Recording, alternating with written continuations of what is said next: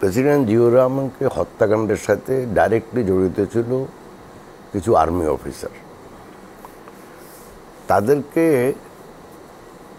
তাদের বিচার করা হয়েছে এবং তাদের শাস্তি দেওয়া হয়েছে। আমি তাছাড়া যেটা আপনি বললেন যে একটা মামলা হয়েছে পুলিশ বাদী করে, তো এখন এত বছর হয়ে গেছে, নর্মাল নিয়মিত যে কোনো একটা কেস যখন রুজু করা হয় তখন নিয়ম হচ্ছে এটা কোনো না কোনোভাবে একটা নিষ্পত্তি করা, কিন্তু এতদিন যে নিষ্পত্তি হয় নাই এটা তো আমি মনে করি একটা দুঃখের ব্যাপার। ইতিমধ্যে আওয়ামী লীগ ক্ষমতা ছিল, বিএনপি ক্ষমতা ছিল, বা আওয়ামী লীগ এখন ক্ষমতা আছে, বিএনপি ছিল, আবার জাতীয় পার্টিতে এরশাদ সাহেব ছিল,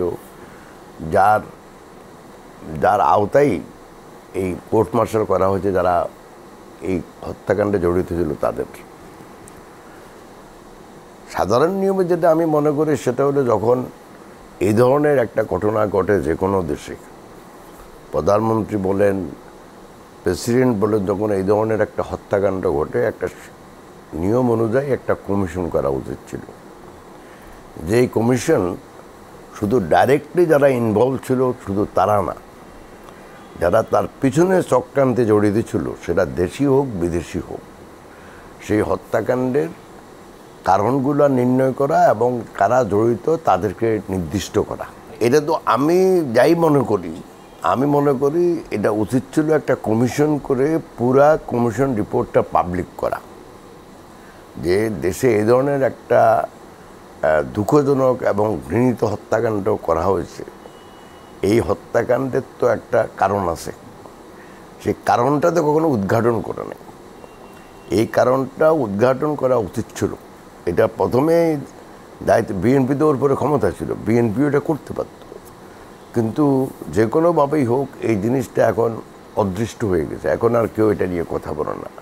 তবে আমি মনে করি এখনও যে যখনই সুযোগ আসে এটার একটা কমিশন করা উচিত, যে কমিশন যারা এখনও জীবিত আছে, যদিও এটা আমি বুঝি এটা অনেক দিন হয়ে গেছে, অনেকে মারা গেছে, এত সত্ত্বেও আমি মনে করি একটা কমিশন করে এই কমিশন কারণ নির্ণয় করে, এবং যারা যারা মেরেছেন তারা তো অনেকেই বেসিক্যালি তো সব আর্মি অফিসাররা জড়িত ছিল, তাদের তো শাস্তি হয়েছে।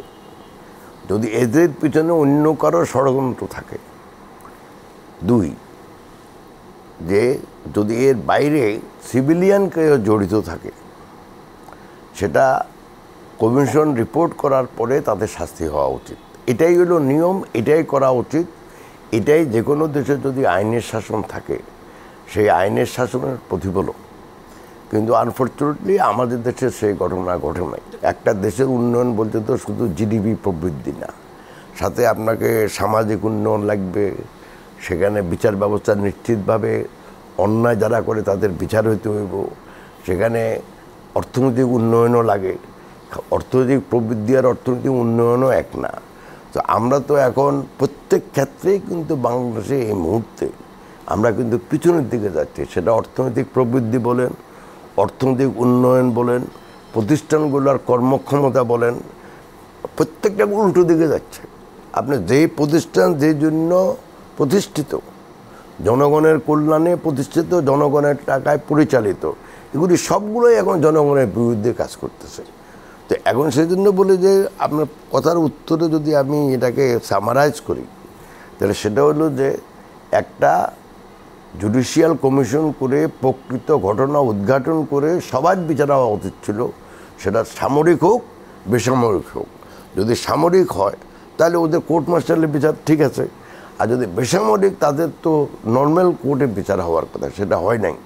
আমি এখনও মনে করি যে আমাদের দেশে আইনের শাসন প্রতিষ্ঠার লক্ষ্যে এই ধরনের বিচার, এই ধরনের যে হত্যাকাণ্ড, বিশেষ করে আজকের যেই ইস্যু যেটা হলো প্রেসিডেন্ট জিয়াউর রহমান সাহেবের, এই হত্যাকাণ্ডের সমাধান করবে জনগণকে জানানোর জন্য, জনগণকে বোঝানোর জন্য যে এই হত্যাকাণ্ড এই কারণে হয়েছে, ঘটনা ঘটেছে এবং এরা জড়িত, এর ভিতরে সামরিক আছে বেসামরিকও আছে। অতএব এটা না করা পর্যন্ত আপনি ওই যে দেশে আইনের শাসন যদি আমরা প্রতিষ্ঠা করতে চাই, সেটা হবে না।